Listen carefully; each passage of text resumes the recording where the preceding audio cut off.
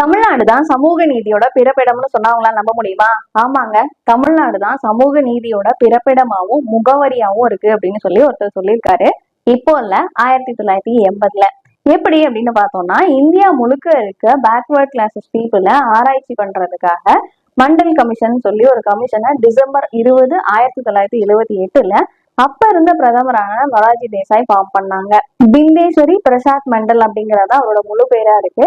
இந்த Mandal commission India முழுக்க இருக்க பேக்வர்ட் கிளாஸஸ் ஆராய்ச்சி பண்ணி இந்தியாவோட மொத்த மக்கள் தொகையில 50% பேக்வர்ட் கிளாஸஸ் தான் இருக்காங்க, அவங்களுக்கு 27% ரிசர்வேஷன் கொடுங்க அப்படின்னு சொல்லி ரிப்போர்ட் சப்மிட் பண்ணாங்க டிசம்பர் 1980ல. மட்டும் இல்லாம ஒரு 11 ஃபேக்டர்ஸை வச்சு பேக்வர்ட் கிளாஸஸ 3743 ஜாதி பிரிவுகளாகவும் பிரிச்சாங்க. மண்டல் கமிஷன் ரிப்போர்ட் சப்மிட் பண்றப்போ மெட்ராஸ் ஸ்டேட் தான் பிரதிநிதித்துவத்தை வகுப்பு வாரியா கொடுத்திருக்காங்க.